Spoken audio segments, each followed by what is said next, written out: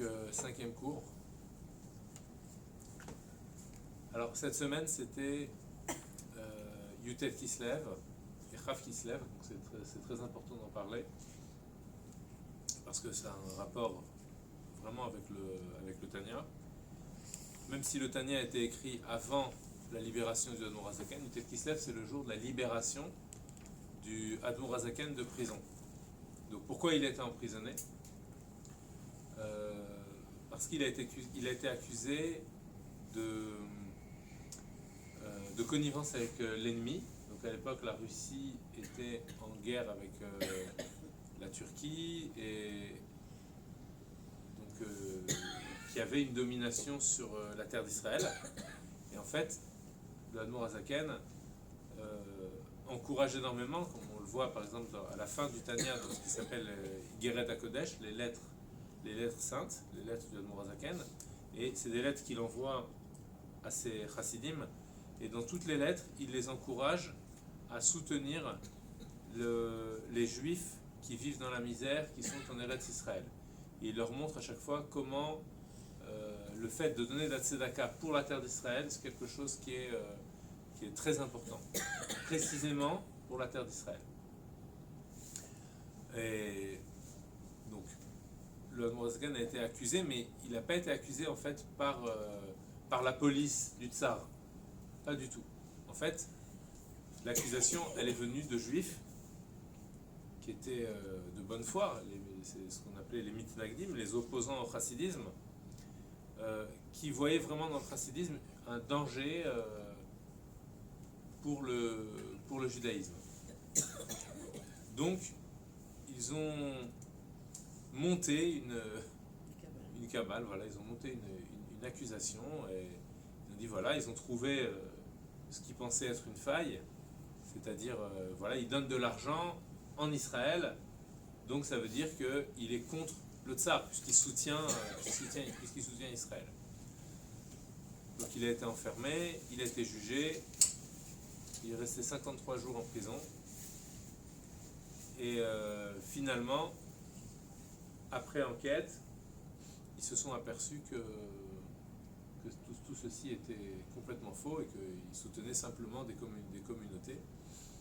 Et le Admor HaZaken, dans une des lettres, dit que c'est par le mérite des Juifs de la terre d'Israël et des Juifs qui vivent en Israël que son procès a été... qu'il a été acquitté dans son procès. Et plus que ça, c'est que pour lui, le fait d'avoir été enfermé, évidemment, ça vient d'Hachem. C'est pas...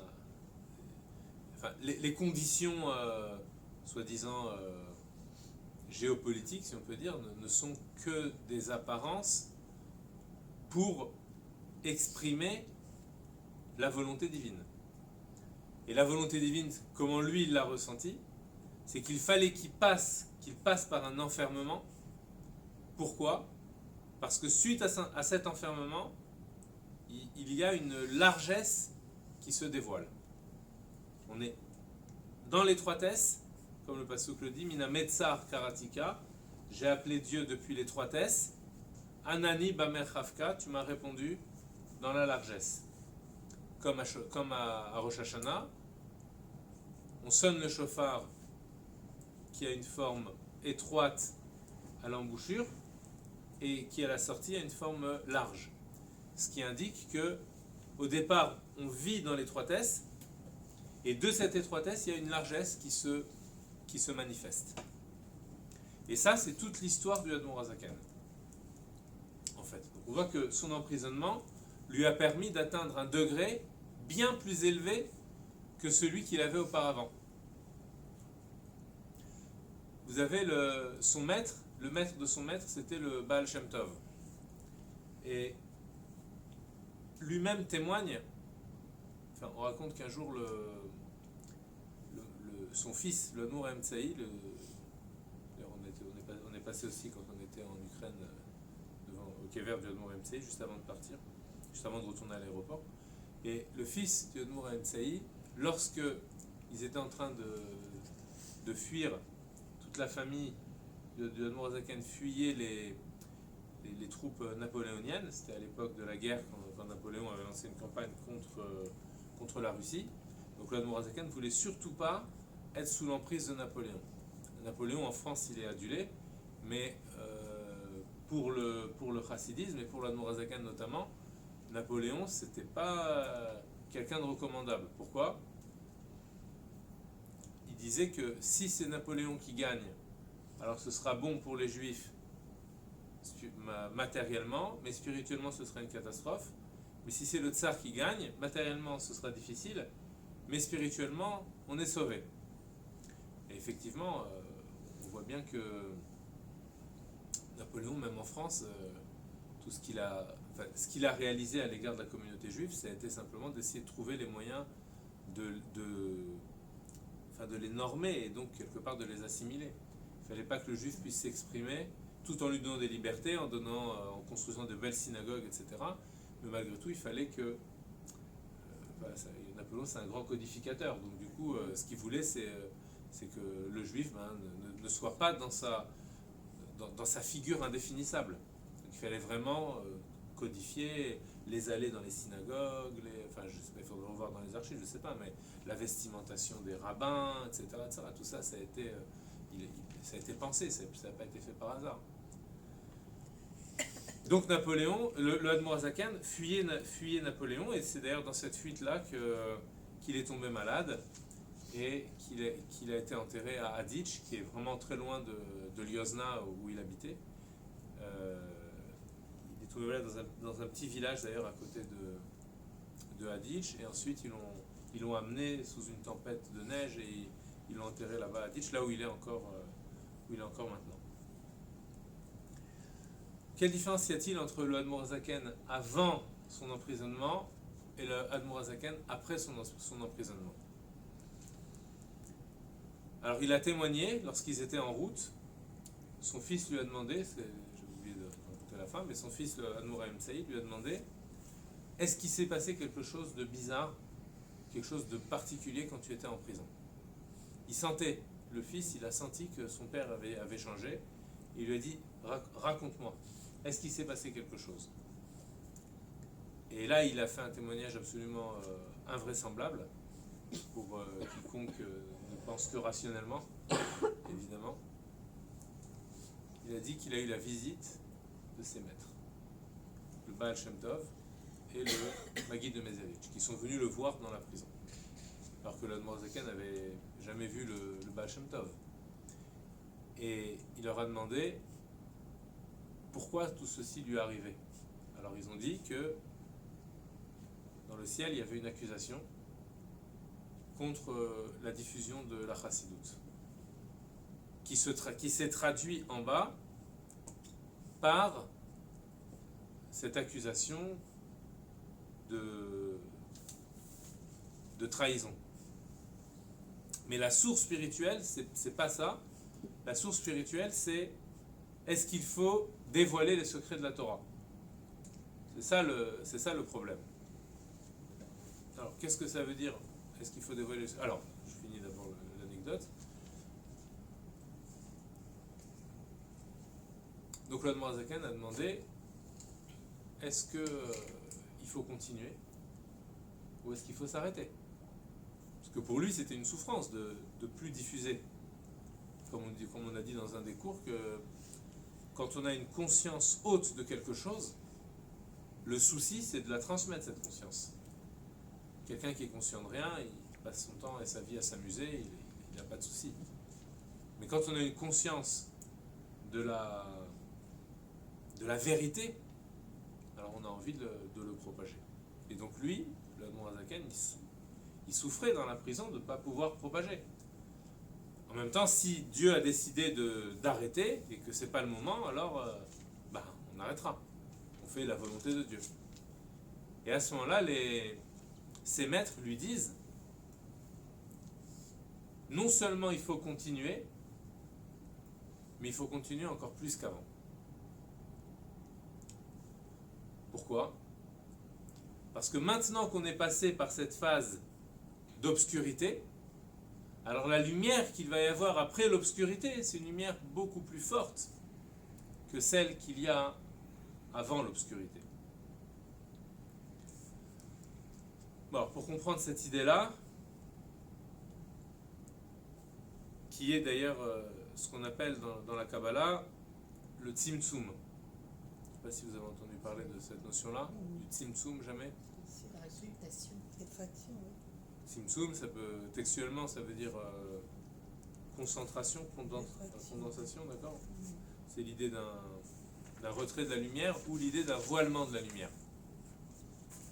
Alors, de quoi on parle? Donc, il faut se projeter avant la création du monde.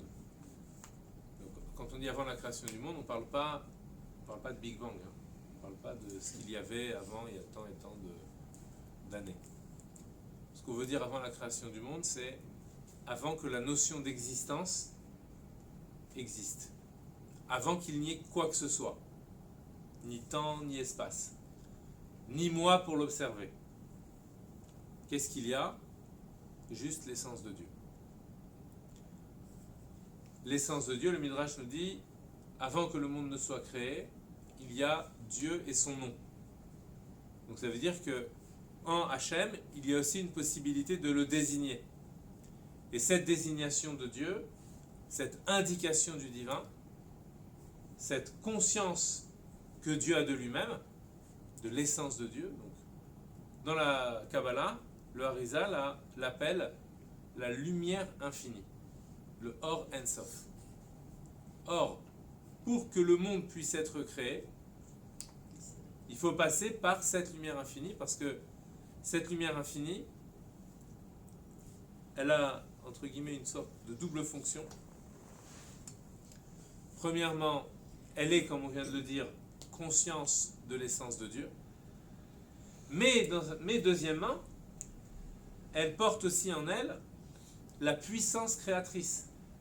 Pourquoi elle porte la puissance créatrice? Parce que toute création ne peut venir que d'Hachem lui-même, puisque c'est lui la véritable existence. Or, pour faire exister quelque chose, il faut qu'il y ait une base d'existence. Sinon, je ne peux pas faire exister. C'est comme si un artisan veut fabriquer une table, par exemple, alors il faut qu'il ait la matière première, qui doit être le bois. Et à partir de cette matière première, il peut fabriquer la table. Or, le bois lui-même est une existence, et donc, pour pouvoir donner de l'existence à quelque chose, il faut que la notion d'existence existe au préalable. Alors, la première notion d'existence qui existe, c'est l'existence d'Hachem lui-même. Alors, cette existence, elle est une existence indéfinissable. C'est ce que le Rambam appelle la véritable existence. À partir de cette existence première, tout peut exister. Donc, tout vient de cette existence première de l'essence d'Hachem. Ensuite, il y a cette lumière infinie, et cette lumière infinie, c'est un petit peu le relais de la force de faire exister. Il y a l'existence première, et puis ensuite, il faut faire exister.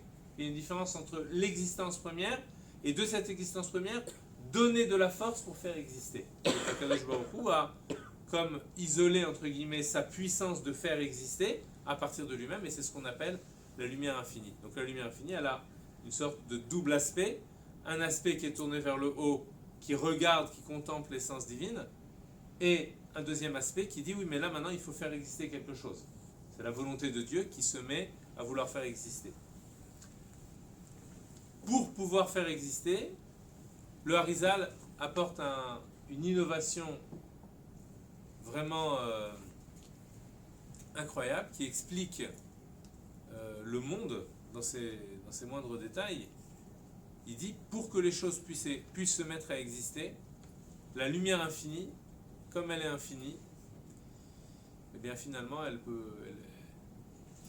le paradoxe, c'est qu'elle a en elle la force de faire exister, mais cette force de faire exister n'est pas efficiente, elle ne peut pas être concrète. Pourquoi? Parce que cette force de faire exister, elle est infinie.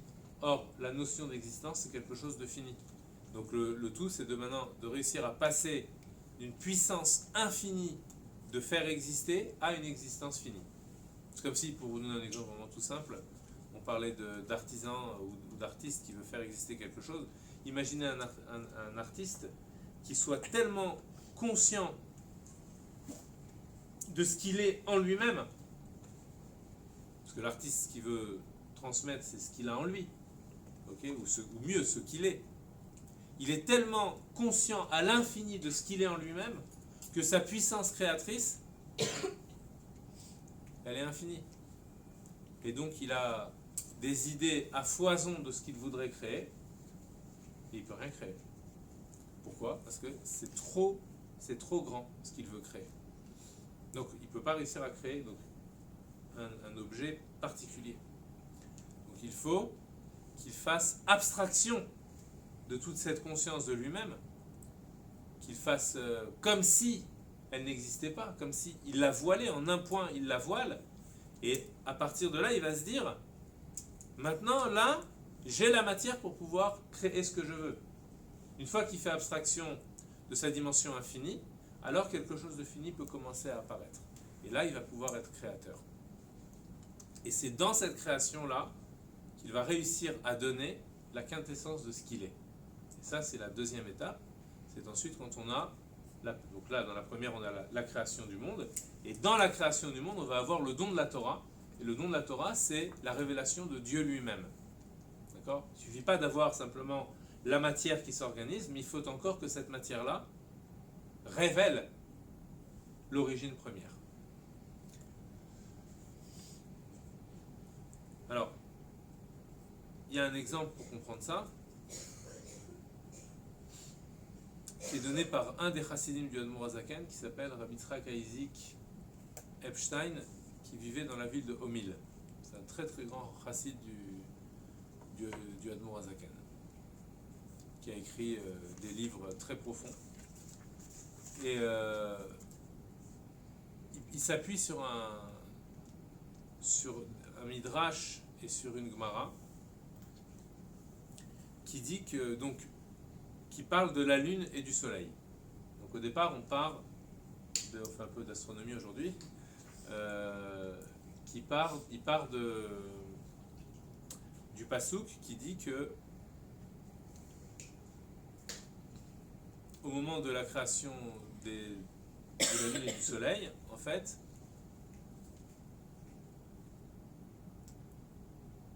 Vaya'as Hashem et Shne Ameorot Agdolim. Dieu fit les deux grands luminaires. Quand on continue le pasouk, on voit Et Amar Agadol, le grand luminaire, les mêmes Shelet Hayom, pour la gouvernance du jour, Ve'et Amar Akaton, et le petit luminaire pour la gouvernance de la nuit, les mêmes Shelet Alayla. Il y a une contradiction dans le pasouk, ce que relève la Gemara et le Midrash. Donc la contradiction c'est quoi? C'est qu'au départ le pasouk nous dit Dieu fit les deux grands luminaires, et ensuite le grand luminaire et le petit luminaire. Donc qu'est-ce qui s'est passé? Pourquoi au départ c'est deux grands luminaires, puis ensuite il y en a un grand et un petit? Comment comprendre cette contradiction?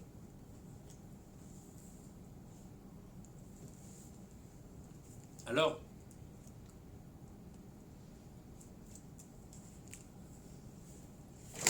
le Midrash nous dit que, en fait, au départ, la lune et le soleil avaient la même taille. En tout cas, avaient le même éclat. La même taille, on n'en parle pas, mais en tout cas, avaient le même éclat.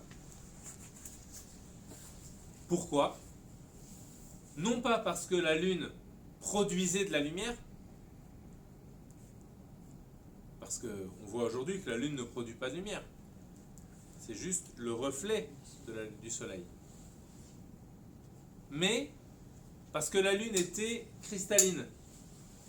Et donc, le rayonnement du soleil qui pénétrait à l'intérieur de la lune, puisqu'elle était sous forme de cristal, rejaillissait intégralement. Et donc maintenant, la Gemara nous raconte, en fait, c'est deux textes qui sont complémentaires, mais la Gemara nous dit qu'en fait, il y a eu ce qu'on appelle le Kitru Galevana. La lune s'est mise à se plaindre. elle dit à Dieu, mais deux rois ne peuvent pas avoir la même couronne. Donc c'est ou le soleil ou moi. Alors, il y a eu toute une discussion qui est un peu longue. Et à la fin, Hachem dit à la lune, va et diminue-toi.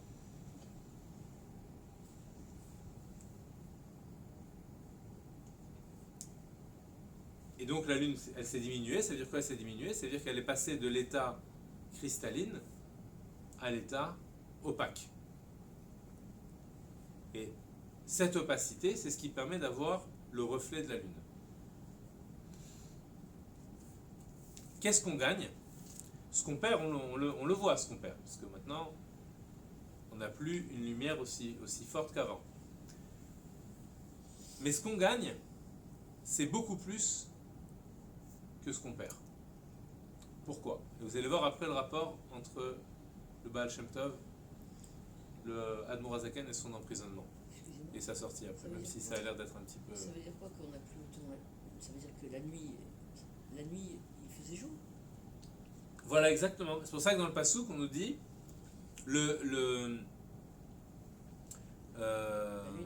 voilà, la lune et le soleil. En fait, après, la lune, elle est pour l'obscurité, pour la nuit. Le soleil, c'est pour le jour, et la lune, c'est pour la nuit. Donc après, il faut comprendre ce que ça signifie que la lune, c'est pour la nuit. Parce que finalement, la lune, elle amène de la lumière dans la nuit. D'accord? C'est comme si avant, la nuit, elle était là, mais difficile de s'imaginer, mais c'est comme s'il y avait la nuit, mais qui était... Voilà, comme si c'était... Voilà, c'est la nuit, mais en fait, c'est le jour. Donc du coup, on ne comprend plus, quoi. Il n'y a plus de cycle, il n'y a plus de rythme, voilà. Alors, qu'est-ce que ça veut dire tout ça?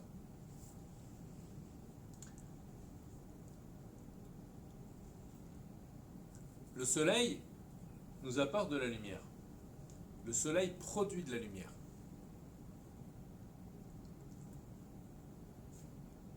Les scientifiques qui étudient le fonctionnement du soleil constatent qu'à l'intérieur du soleil, il y a des réactions nucléaires très, très puissantes.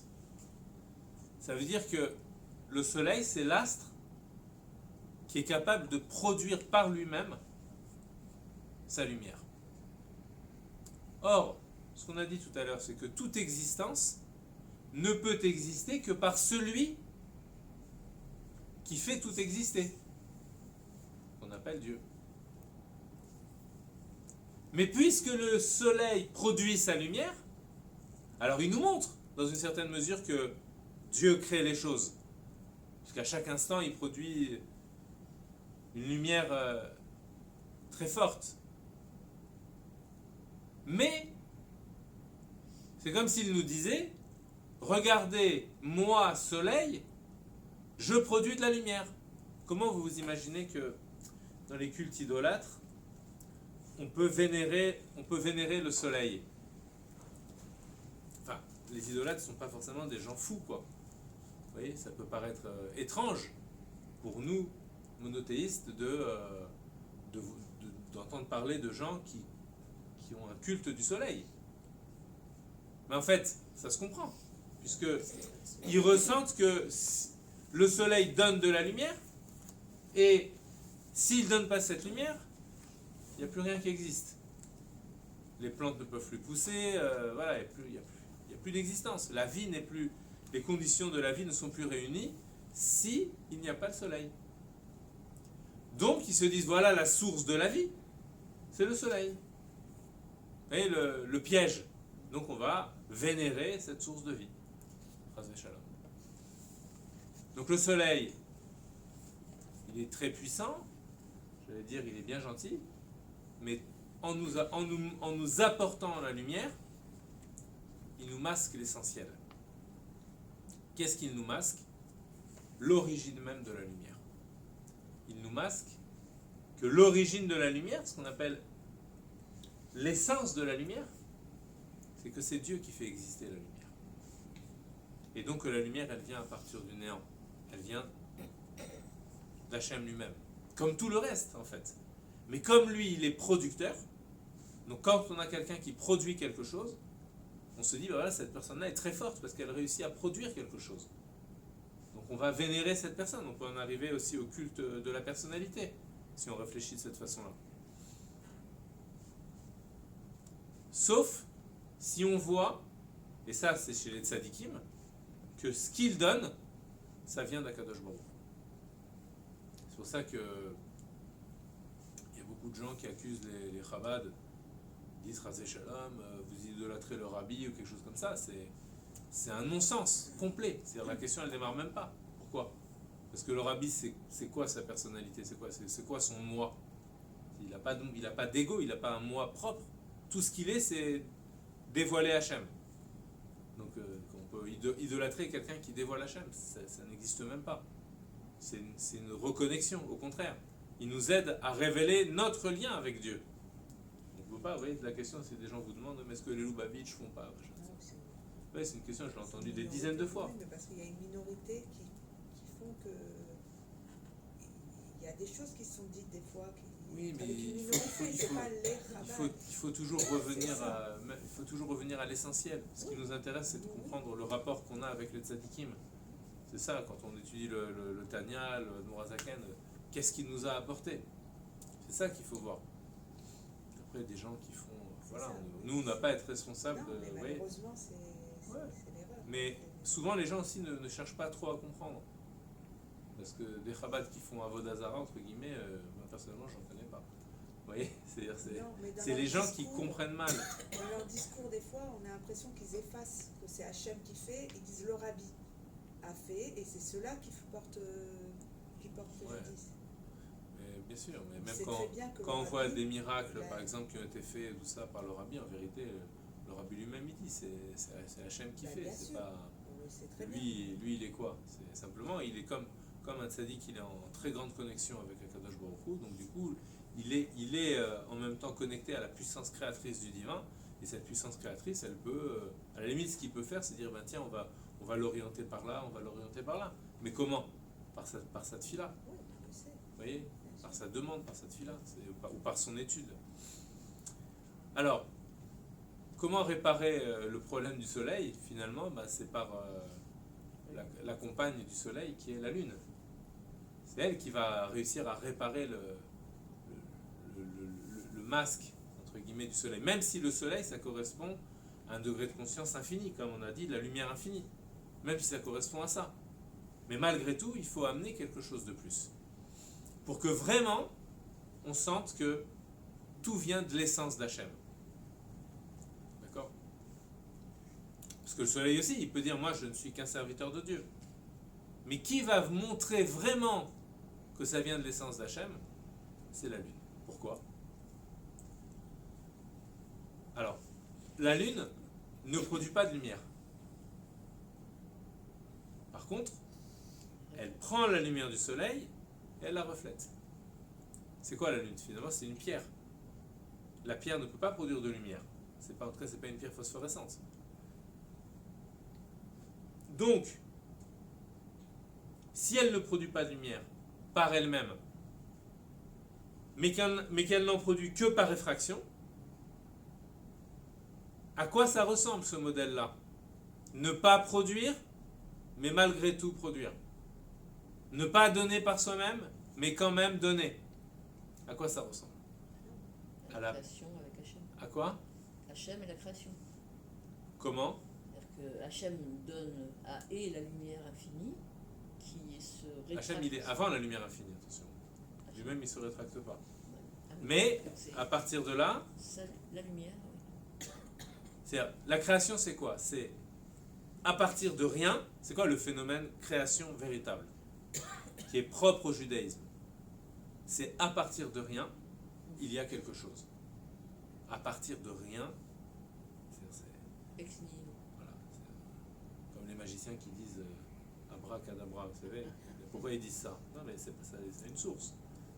À l'origine, c'est bara kedabera. C'est-à-dire il a créé comme il a dit, avec la parole créatrice. Et tout l'art de la magie d'aujourd'hui, c'est d'essayer de montrer aux gens De chaque chose, le Baal Shem Tov dit que de chaque chose, il faut apprendre quelque chose.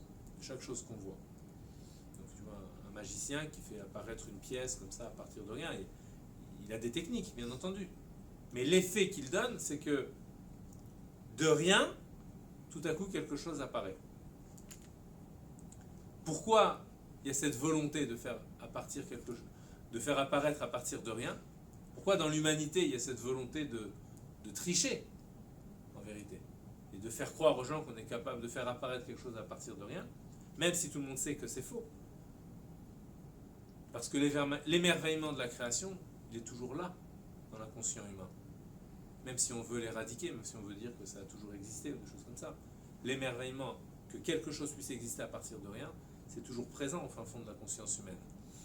Donc, quelque part, on a envie de le revoir. Mais il y a une façon de le revoir sans faire des tours de magie. Une façon de le revoir tout simplement. C'est quand on regarde la Lune. Puisque la Lune n'a pas de lumière. Donc à ce titre-là, elle représente la notion de néant. Et pourtant, elle produit de la lumière par le reflet du soleil. Donc à ce titre-là, elle représente la notion du yesh, du il y a, de quelque chose, de l'existence. Donc on voit que la Lune qui produit de la lumière, c'est le modèle, avec un peu d'imagination bien entendu, de la création ex nihilo. Ex nihilo, c'est nihil, ça veut dire le néant. Donc ex, c'est sorti, ek, c'est en grec, ça veut dire hors d'eux. Donc sorti du néant. La création sortie du néant. Donc à partir du néant, tout à coup, il y a quelque chose se met à exister. Donc la Lune, elle apporte quelque chose d'énorme au Soleil. Toi, Soleil, tu donnes de la lumière, mais tu ne montres pas d'où vient ta lumière. Moi, je prends ta lumière, qui n'est rien si vous regardez entre le Soleil et la Lune. Il y a des rayons lumineux, mais on ne peut pas les voir. Ils passent à un état de néant, ces rayons-là, au niveau visuel. Ils ne reprennent forme qu'à partir du moment où ils se projettent, où ils se cognent contre la paroi externe de la Lune. Donc ça veut dire quoi? Ça veut dire que la Lune est capable de montrer l'essence de la lumière du Soleil. En prenant ces rayons-là qui ne sont plus visibles et en leur redonnant visibilité, elle refait le mécanisme de la création ex nihilo. Donc du coup, elle redonne, elle apporte au Soleil la conscience qui lui manquait, c'est-à-dire que sa lumière provient de l'essence de Dieu. Alors même qu'il y a des réactions nucléaires et tout ce qu'on veut. Alors même que, c'est-à-dire, la force de produire est une force divine. Donc il faut aller chercher cette essence-là. Quelque part, c'est ce que le Admour Hazaken va recevoir comme lumière d'une fois qu'il sort de prison. Et qu'il va chercher lorsqu'il est en prison. C'est pour ça que ses maîtres lui disent, non seulement tu dois continuer, mais en plus de ça, tu dois le faire d'une façon beaucoup plus grande qu'avant. Pourquoi? Parce que ce que tu reçois maintenant, c'est l'essence de toute la lumière. Avant, tu avais, comme on avait dit une fois, le Baal Shem Tov, c'est la Emouna. La Emouna, c'est l'idée de la lumière infinie. La Emouna, c'est infini, c'est au-dessus de la raison. La raison, c'est limité. La logique humaine, elle est limitée. Ça veut dire que la rationalité humaine, c'est un dévoilement de l'âme, mais c'est un dévoilement de l'âme qui est limité. Alors que la Emouna, c'est un dévoilement de l'âme qui est illimité.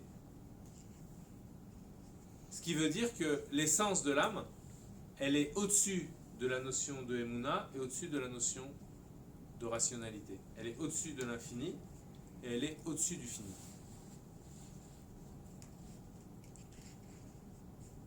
Donc le Baal Shem Tov lui-même dit au Admour Hazaken, c'est comme si le soleil disait à la lune. Il lui dit maintenant, ce que tu vas devoir dévoiler et qui va devoir briller de façon très forte, c'est que tout vient de l'essence d'Hachem. L'infini comme le fini. C'est ça que tu vas devoir dévoiler. Donc avant l'emprisonnement, c'est comme s'il était encore dans le côté du Baal Shem Tov, qui reflète la lumière, etc. Les deux luminaires sont grands. Après l'emprisonnement, il devient petit. Comme on voit dans une lettre aussi qu'il dit après, qui suis-je moi pour avoir le mérite? C'est pour ça qu'il dit que c'est que le mérite de la terre d'Israël, qui est le reflet de la terre d'en haut. Donc la terre d'Israël, en fait la terre d'Israël, si vous voulez, c'est le lieu du Beth Amikdash. Le Midrash nous dit que c'est à partir de là que Dieu a commencé à tout créer. Et que Dieu a commencé à tout créer, c'est-à-dire que quand on est dans la terre d'Israël, pourquoi on dit que la terre elle est Kadosh? Kadosh, ça veut dire que c'est dans l'essence de Dieu. Ça veut dire que c'est le lieu où on peut ressentir que tout démarre de là. Donc c'est pour ça qu'il dit que c'est le mérite de la terre d'Israël et des habitants de la terre d'Israël qui nous permet d'avoir ce dévoilement qu'on a nous en dehors d'Eretz Israël. Donc finalement, le Admor HaZaken, lorsqu'il est dans la prison, le fait qu'il ait le dévoilement de ses maîtres, ça montre que la connexion qu'il atteint avec le divin est sans aucune commune mesure avec celle qu'il avait auparavant.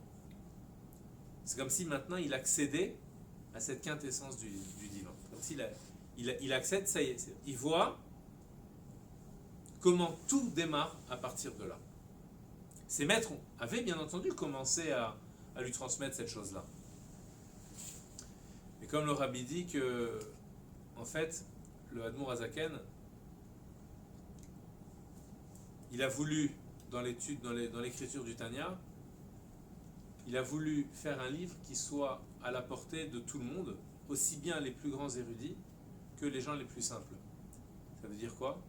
Ça veut dire que la lumière qui se dévoile, qui commence à se dévoiler dans le Tanya, c'est une lumière qui est au-delà de la notion. Quand on dit lumière, ça veut dire degré de conscience, en fait. Ça veut dire qui est au-delà de la lumière de la Emouna et au-delà de la lumière de l'intellect. Comment on voit qu'elle est au-delà des deux? C'est-à-dire qu'elle est capable de réunir les deux. Parce on n'a pas d'autre paramètre en vérité que l'infini ou le fini. L'essence de Dieu, c'est au-delà de l'infini et du fini. Mais nous, dans la notion de création, dans laquelle on vit, avec notre âme, avec notre corps, avec tout ce qu'on a autour de nous, on ne peut pas changer fondamentalement les paradigmes que Dieu a mis dans l'existence du monde, qui sont l'infini et le fini.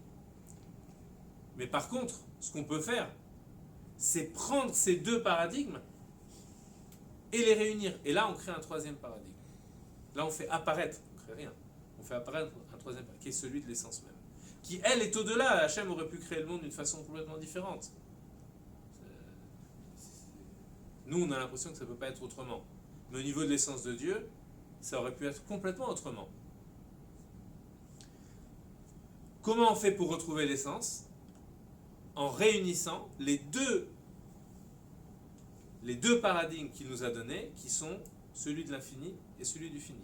Et pourquoi ça peut marcher quand on les réunit? Parce que puisque l'un est contraire à l'autre, et que l'essence, c'est ce qui contient tous les contraires, qui est au-delà des contraires. Donc pour retrouver ce qui est en amont de tout, il faut réunir les deux. Sur le plan psychologique, par exemple, vous avez plusieurs profils.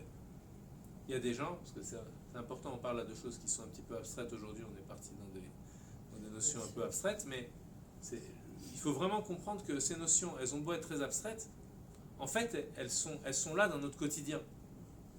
À chaque pas qu'on fait dans la vie, on vit avec ces notions sans même s'en rendre compte.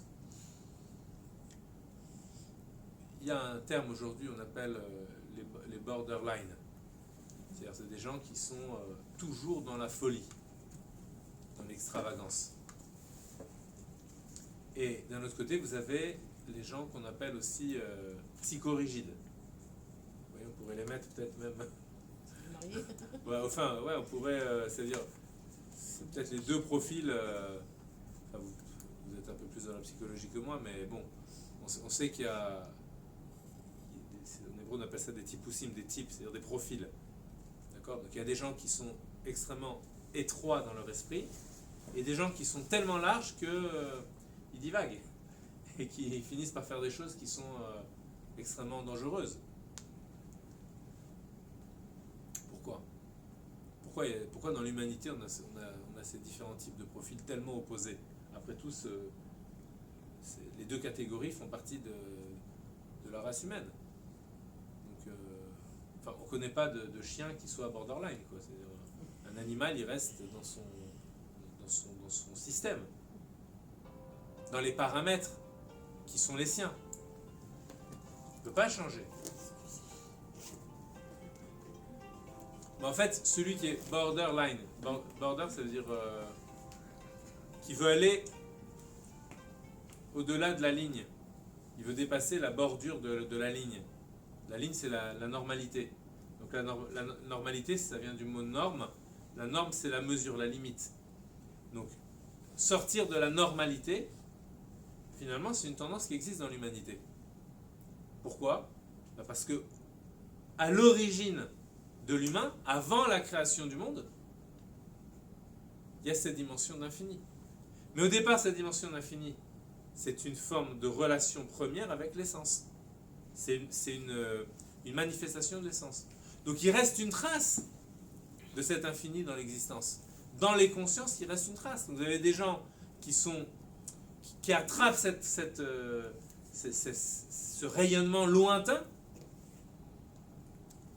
et qui essayent de se dire, voilà, la vérité, elle est là. Donc l'humain qui reste enfermé dans ses limites, c'est pas normal. Un vrai être humain, c'est quelqu'un qui doit aller au-delà de ses limites. Donc, il y a une tendance à vouloir se dépasser, mais qui peut être faite d'une façon mauvaise. Donc, vouloir l'exploit physique, par exemple, à tout prix. Donc, les gens vont se doper pour pouvoir réussir à se surpasser. Mais pourquoi la drogue? Parce que physiquement, le corps, c'est impossible qu'il aille plus loin que certaines limites. Le corps lui-même, il est limité par sa puissance en énergie, il est limité par son déploiement. Le saut à la perche, on ne peut pas aller à 15 mètres. C'est-à-dire, c'est pas possible.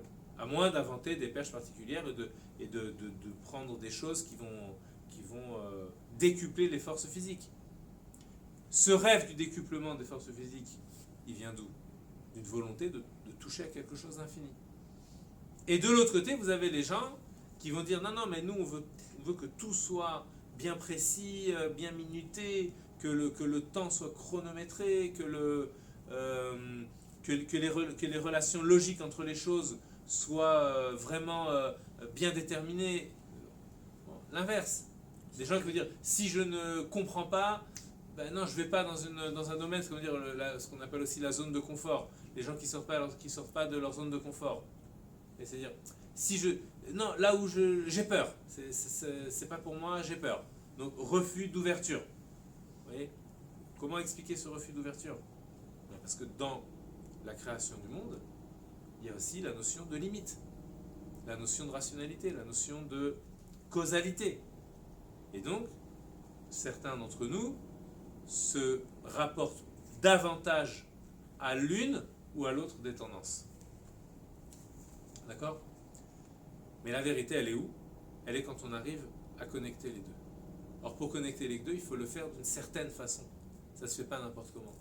Ça se fait dans ce qu'on appelle le Ratson Ha'elyon, la volonté suprême, qui est la volonté divine. Et cette volonté divine, c'est la volonté qui veut l'essence de Dieu. Et cette volonté-là, elle nous est consignée dans la Torah. Ça veut dire que les mitzvot, ça va être le moyen de réunir les deux. Pourquoi? Parce que une mitzvah, c'est limité. Donc il faut mettre les téphilines qui doivent avoir telle mesure, ou il faut allumer tant de bougies de Hanouka, parce que c'est bientôt Hanouka. Donc on est vraiment il y a des lois qui sont spécifiques à chaque mitzvah, et dans chaque loi, on voit les conditions matérielles d'exécution de la mitzvah. Ces conditions matérielles, ce sont des conditions, comme on le dit, matérielles, donc limitées. Une souka ne peut pas mesurer plus que 20 amot, etc., etc. Donc on voit qu'on a des paramètres qui sont vraiment de l'ordre de la matérialité, avec les principes qui ont trait à la matière, qui sont de la limite. Mais en même temps, d'où vient la mitzvah? D'une volonté infinie. La volonté infinie, c'est quoi? C'est la volonté qui veut, non pas un objet posé devant soi, ça serait une volonté finie. C'est pour ça d'ailleurs que ceux qui sont borderline et qui cherchent quelque chose de plus dans l'existence, tant qu'ils cherchent dans la matière, ils n'y arriveront pas. Parce que ce que la matière pourra leur offrir, ce ne sera jamais que quelque chose de limité. Donc ils auront beau essayer d'avoir de nouvelles sensations, de voler, avec maintenant j'ai vu là, les gars ils volent avec des trucs comme ça. Ok, ils mettent leur vie en danger, tous les ans il y a des morts, etc. Donc ils ont beau essayer, finalement quand ils ont eu cette sensation, ils vont chercher quoi de plus? Vous voyez, parce que ce qu'ils recherchent c'est bien plus que ce qu'ils font pour obtenir ce qu'ils recherchent. Leur quête elle est beaucoup plus grande, mais ça le problème c'est qu'ils n'en ont pas conscience. La seule façon de répondre à ce souci existentiel du encore plus, c'est de retrouver l'essence de Dieu. Parce que l'essence de Dieu, c'est elle qui contient la limite et la non-limite. De là, on peut comprendre pourquoi les grands tzadikim, lorsqu'ils font une mitzvah, ils éprouvent une joie infinie. Tout ça, c'est ce que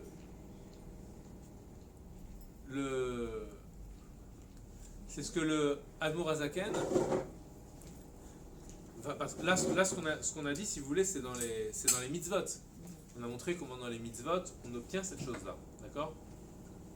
Mais en réalité il y a beaucoup de gens qui vont faire une mitzvah qui vont dire ben non, quand on le fait on le ressent pas. Bah oui, pourquoi on le ressent pas? Parce que d'abord on n'est même pas conscient qu'il s'agit de ça, si on le sait pas. Donc du coup, comme nous sommes dans une génération où notre sensibilité est quasiment tarie, quoi, c'est-à-dire on est, pour dire qu'on va ressentir quelque chose, vous voyez, c'est la sensibilité au divin, elle est lointaine. Donc il faut retrouver, c'est ce qu'on disait dans le Tanya, c'est qu'il faut retrouver les étapes pour pouvoir accéder à cette sensibilité au divin et qu'elle soit vraiment intériorisée. Et pour ça, il fallait ce dévoilement de la chassidoute, particulièrement la chassidoute Chabad, Chochma Binadat, qui parle de l'intellect, donc l'intellect qui est limité. Donc ça, on peut dire que le Admor Hazaken, comme il veut mettre tout sous forme rationnelle, donc quelque part il y a quelque chose de limité. Mais comme ce qu'il veut donner dans cette rationalité, c'est la Emouna infinie du Baal Shem Tov, donc qu'est-ce qu'il veut faire le Admor Hazaken? C'est mettre l'infini dans le fini, cette fois-ci sous forme de conscience. Et pour le faire, il a fallu passer par l'emprisonnement. L'emprisonnement, c'est ce qui lui a permis de faire ce tzimtzum, de faire abstraction de tout ce qu'il avait avant, en le conservant bien entendu, mais en allant retrouver le principe fondamental qui est celui de l'essence divine, qui est à l'origine du fini et de l'infini. Comment je peux mettre l'infini dans le fini, alors que ce sont deux choses